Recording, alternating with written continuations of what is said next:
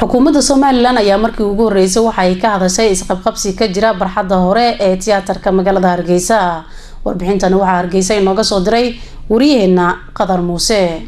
xukuumadda Soomaaliland ayaa maanta markii ugu horeysay ka hadashay muran qas iyo xarig geystay oo muddooyinkii ugu dambeeyay ka cakirnaa barxadda hore ee golihii murtida iyo madadaalada ee magaalada Hargeysa. Shirkan jaraa'id ay sida wada jirka u qabteen wasiirka wasaaradda warfaafinta dhaqanka iyo wacyigelinta iyo waliba wasiirka howlaha guud guryeynta iyo gaadiidka Cali Xasan Maxamed Cali Mareexaan ayaa ugu horeyn waxay sharaxayaan ujeedada shirka jaraa'id iyagoo arrimahaasi ka hadlaya ayaa waxay yiraahdeen dhulka tiyaatarku waa 9,200 oo mitir square 9,200 oo mitir square inta tiyaatarku ka dhisan yahay dhismaha aqalka tiyaatarka la yiraahdo waa 2,400 oo mitir square inta barxadda ah ama parkinga area loo yaqaano ee uu ka dhisnaan jiray baarkii tiyaatarkii waxa lagu cabiri jiray waa 2,193 mitir square 2,193 mitir square inta maalgashadaha Cumar Caydiid yeelanayo ee madaxweynuhu siiyay ee dhul ahina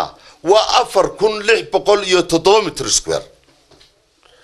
waa 4,607 mitir square oo kamida 9,200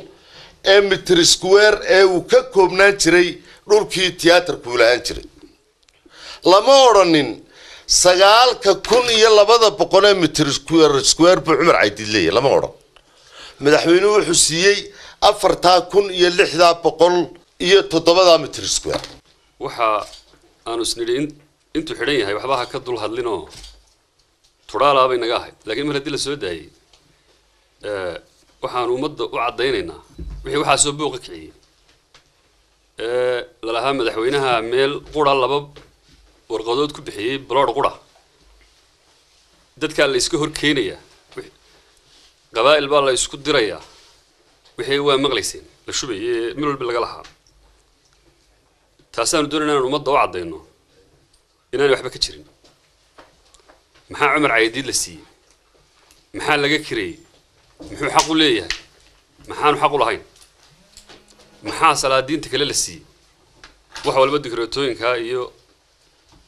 go'aamada iyo shuruucda documentkaasi ku cadiyay waxana marka la bixinayo ee dawladda bixinayso cabir baa loo raacaa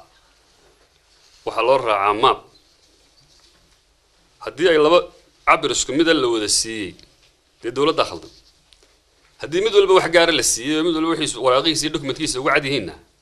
qofka waxaanu lahayn doonaya ee waliba dadka kicinaya baa khaldan oo baahan khaladkiisa loo sheego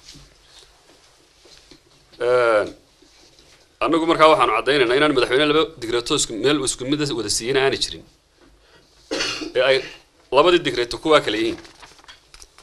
wax shaqaaha ay isku leeyihiin aan jirin isku soo wada ururiyo hadalkan isaga ah maanta ka soo yeedhay mas'uuliyiintan shirka jaraa'id qabtay ayaa ku soo beegmaya xilli maalintii shalay ahayd xabsiga laga sii daayay ganacsada Cumar oo muddo 7 ah ku jiray saldhigga Ibraahim Koodbur ee magaalada Hargeysa. Qadar Kaafi Muuse Cali TV-ga caalamiga Somali Cable magaalada Hargeysa.